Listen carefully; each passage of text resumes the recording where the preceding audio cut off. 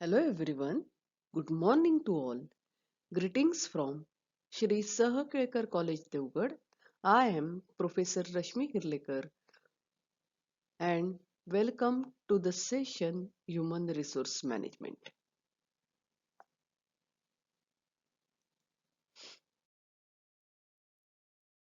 Learning objective of this lecture. In today's lecture, we will discuss about importance or significance of human resource management from point of view of social, professional and individual areas. Importance or significance of human resource management. In fast changing business environment, organization can succeed only through efforts of competent employees. याचा अर्थ असा की business environment जे आहे ते अतिशय जलद गतीने बदलणार आहे किंवा बदलत असतं नेहमी. कोणतीही ऑर्गनायझेशन यशस्वी कधी होते किंवा एखादी संस्था यशस्वी कधी होते ज्या वेळेला त्या संस्थेमध्ये असलेले एम्प्लॉई हे कॉम्पिटंट आहेत आणि ते त्यांच्या प्रयत्नांवरच त्या संस्थेचं यश अवलंबून असतं. Therefore, HR has to develop competency of the individual employees, develop team spirit, and obtain necessary cooperation from employee to achieve organizational goal. HR म्हणजे काय? ह्युमन रिसोर्स डिपार्टमेंट जे आहे, it has to develop the competency of individual employees.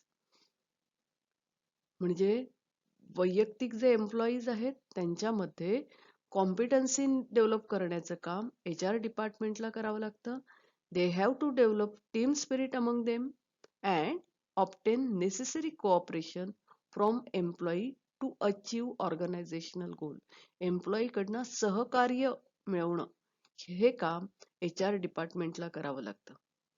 There are 3 broad areas that is म्हणजे 3 एरियामध्ये HR डिपार्टमेंटला काम करावं लागतं जे आहे social, professional and individual. The enterprise has to deal with. It means HR department has to deal with 3 main areas: social, professional and individual. Importance of HRM and detail are given in next slide. HR department has to work through 3 areas, that is social, professional and individual. Effective human resource management could serve the goals of our society, satisfying the social needs of employees, and this can be achieved by taking following initiatives. बघा, human resource management effective कधी होऊ शकतं? तर ज्या वेळेला serves the goal of our society, आपल्या समाजाचे जे ध्येय आहेत त्या ध्येयांना पूरक असं काम HR डिपार्टमेंट करतं. एम्प्लॉईच्या सोशल नीड्स काय आहेत याचा विचार केला जातो आणि हे खालील प्रकारच्या इनिशिएटिव्ह म्हणजे खालील प्रकारच्या गोष्टींमध्ये पुढाकार घेऊन पूर्ण होऊ शकतं. First one, maintaining balance between job available and job seekers according to qualification, experience and needs of organisation. बघा, समाजामध्ये जॉब उपलब्ध असतात तसेच ते जॉब करण्यासाठी उत्सुक असणारे जॉब सिकर्स असतात. तर जॉब्स अवेलेबल आणि जॉब सिकर्स यांच्यामध्ये बॅलन्स मेंटेन करावं कोणाला लागतं? HR डिपार्टमेंटला लागतो. आणि हा बॅलन्स अकॉर्डिंग टू क्वालिफिकेशन, एम्प्लॉईचं क्वालिफिकेशन, त्यांचा एक्सपिरियन्स आणि ऑर्गनायझेशनच्या नीड काय आहेत याचा विचार करावा लागतो. Second one, providing suitable employment which might give psychological satisfaction. म्हणजे HR डिपार्टमेंट मुळात काय करतं की एम्प्लॉई जे आहेत त्यांना निवडून त्यांची डेव्हलपमेंट करायची आणि त्यांना ऑर्गनायझेशनकडे सुपूर्द करायचं असतं. पण हे सुपूर्द करत असताना 3 एरियामध्ये त्यांना विचार करावा लागतो: सोशल, प्रोफेशनल आणि इंडिव्हिज्युअल. तर समाजामध्ये किती एम्प्लॉईज उपलब्ध आहेत, किती जॉब्स उपलब्ध आहेत, एम्प्लॉईचे क्वालिफिकेशन काय आहे, त्यांचा एक्सपिरियन्स काय आहे, ऑर्गनायझेशनचा नीड काय आहेत, याचा विचार करून बॅलन्स मेंटेन करावा लागतो HR डिपार्टमेंटला. तसंच जॉब सिकर्स जे आहेत त्यांना सुटेबल एम्प्लॉयमेंट प्रोव्हाइड करत असताना त्यांना सायकोलॉजिकल सॅटिस्फॅक्शन मिळेल याचा विचार करावा लागतो. Third one, paying the employee a reasonable compensation in proportion to industrial wages and contribution made by him. Employee जे आहेत तर त्यांना योग्य असं कॉम्पेन्सेशन मिळावं. इंडस्ट्रीयल वेज रेट काय आहे, तसंच किती कॉन्ट्रीब्युशन ते ऑर्गनायझेशन साठी करतात याच्या त्या प्रमाणात त्यांना रिझनेबल कॉम्पेन्सेशन देण्याची जबाबदारी किंवा मिळालं पाहिजे आणि ते मिळवून देण्याची जबाबदारी HR डिपार्टमेंटची असते. Fourth one, by helping people to make decisions that are in their own interest. म्हणजे एम्प्लॉईच्या फायद्याचा निर्णय घेण्यासाठी एम्प्लॉईला मदत करणं. आणि fifth one, eliminating waste improper use of human resources. Waste or improper use of human resources. काही ऑर्गनायझेशन मध्ये human resource हा वेस्ट आहे किंवा इम्प्रॉपर पद्धतीने तो वापरला जातो, ते टाळणं ही सामाजिक जबाबदारी HR डिपार्टमेंटकडे असते. Importance of human resource management is also from professional point of view, as it provides healthy and congenial working environment that promote individual brilliance as well as teamwork among the employees. म्हणजे human resource management काय करतं तर healthy आणि कॉन्जिनियल working environment एम्प्लॉईला provide करण्याचं काम HR department करतं. आता healthy म्हणजे चांगलं, तसंच पूरक, त्यांच्या कामाला पूरक असं सुरुवातीपासूनच वर्किंग एन्व्हायरमेंट प्रोव्हाइड करायची जबाबदारी HR डिपार्टमेंटची असते. कशासाठी?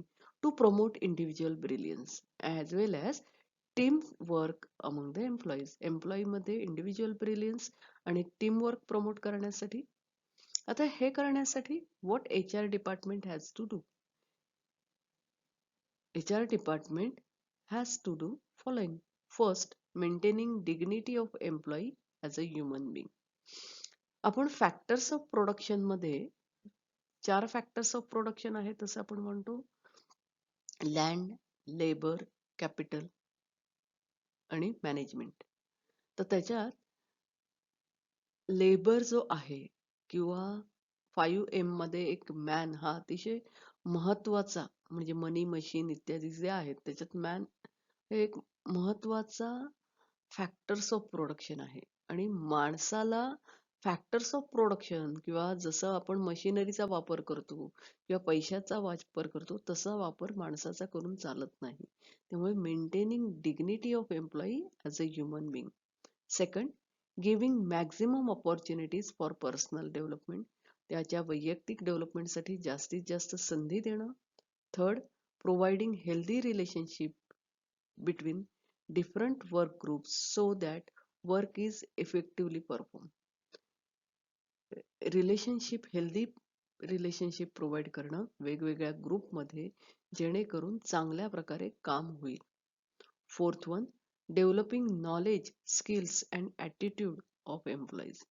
एम्प्लॉईज जे आहेत त्यांचं ज्ञान वाढवणं, त्यांच्या स्किल्स वाढवणं, त्यांच्या ॲटिट्यूड डेव्हलप करणं. Fifth one, correcting the errors of wrong posting and improper reallocation of work. म्हणजे समजा एम्प्लॉईला पोस्टिंग करत असताना जर काही चुका झालेल्या असतील तर त्या करेक्ट करणं. तसंच इम्प्रॉपर रिअलोकेशन ऑफ वर्क, म्हणजे काम जे आहे कामाची विभागणी इम्प्रॉपर झाली असेल तर त्याचं रिअलोकेशन करण्याची जबाबदारी सुद्धा HR डिपार्टमेंटची असते. Individual. Human resource management is important for achieving objective of individual enterprise. आता HRM का महत्वाचा आहे? For achieving objective of individual enterprise. ज्या एंटरप्राइज मध्ये हे एम्प्लॉईज काम करतात त्यांचे ऑब्जेक्टिव्ह अचीव करण्यासाठी HRM चं महत्व आहे. Train and motivated employee help the organization to achieve its short term long term goals. म्हणजे जे एम्प्लॉईज ट्रेन आहेत, मोटिवेटेड आहेत, ते ऑर्गनायझेशनला त्याचे शॉर्ट टर्म आणि लॉंग टर्म गोल्स अचीव करण्यासाठी मदत करतात.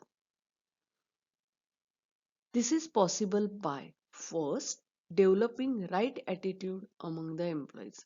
आता हेच एम्प्लॉई मोटिवेट करणं, जेणेकरून त्यांच्या माध्यमातून which will help organisation to achieve its goal.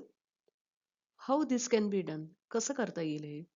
This is possible by developing right attitude among the employees. कामगारांमध्ये योग्य ॲटिट्यूड डेव्हलप करणं. Second, effectively utilising the available human resources. उपलब्ध ह्युमन रिसोर्स जो आहे त्याचा व्यवस्थित वापर करणं. Third, सेक्युरिंग willing cooperation of employee for achieving the goals of enterprise.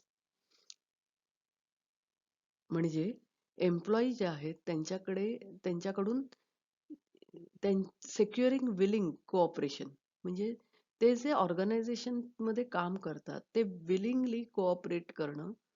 कशासाठी? To achieve goal of enterprise and fulfilling their own social and psychological needs. माणूस हा काही यंत्र नाही, तर त्याच्या सामाजिक आणि सायकोलॉजिकल मानसिक ज्या गरजा असतात त्या परिपूर्ण करण्याचा विचार किंवा त्या पूर्ण होण्यासाठी मदत करण्याची जबाबदारी HR डिपार्टमेंटची असते. आणि हे जर त्यांच्या सायकोलॉजिकल नीड्स, सोशल नीड्स पूर्ण होत असतील आणि त्याचबरोबर इंडिव्हिज्युअल नीड्स सुद्धा पूर्ण होत असतील, तर तो माणूस त्या संस्थेमध्ये चांगल्या प्रकारे काम करतो. Students, as you know that business environment is fast changing, and while dealing with human resource, HR department has to think through three main areas: social, professional and individual. कोणत्याही ऑर्गनायझेशनचे गोल अचीव करण्यासाठी competent employee असावा लागतो आणि त्या एम्प्लॉईचे efforts कसे असावे लागतात, तर ऑर्गनायझेशन त्याचे गोल अचीव करू शकेल अशा प्रकारचे असावे लागतात. आणि अशा प्रकारचा कॉम्पिटंट एम्प्लॉई कसा निर्माण होणार किंवा कसा मिळणार, तर यासाठी HR डिपार्टमेंटला 3 मेन एरियाज मध्ये काम करावं लागतं. One is social, second professional आणि थर्ड इंडिव्हिज्युअल. आता सोशल एरिया म्हणजे काय? समाजामध्ये किती जॉब सिकर्स आहेत आणि किती जॉब उपलब्ध आहेत, कोणाकोणाकडे कसा एक्सपिरियन्स आहे, कसं क्वालिफिकेशन आहे, योग्य माणसाला योग्य ठिकाणी ठेवण्याची जबाबदारी HR डिपार्टमेंटची असते. माणूस म्हटला की माणसाला मन आहे, तसंच त्याला भावना आहेत, त्याच्या काही गरजा असतात आणि ह्या गरजा सायकोलॉजिकल असतात, सोशल गरजा असतात आणि आर्थिक असतात. अशा वेगवेगळ्या प्रकारच्या असतात. या सर्व प्रकारच्या गरजा कशा पूर्ण होतील आणि त्या माणसाचं ची डेव्हलपमेंट कशी होईल आणि तो माणूस अधिकाधिक ऑर्गनायझेशनल गोलकडे जाण्यासाठी कशा प्रकारे काम करेल, याचा विचार HR डिपार्टमेंटला करावा लागतो. आणि म्हणून सोशल तसंच प्रोफेशनल, त्याची प्रोफेशनल डेव्हलपमेंट करावी लागते आणि त्याच्या इंडिव्हिज्युअल गरजा ज्या आहेत, जेणेकरून वर्किंग कंडिशन म्हणजे वर्किंग एन्व्हायरमेंट जे आहे ऑर्गनायझेशनचं, ते कशा प्रकारे चांगलं असेल. आणि जर ऑर्गनायझेशनचं वर्किंग एन्व्हायरमेंट चांगलं असेल तर एम्प्लॉई चांगल्या प्रकारे काम करतात. So today we will stop here. Thank you and happy learning to all of you.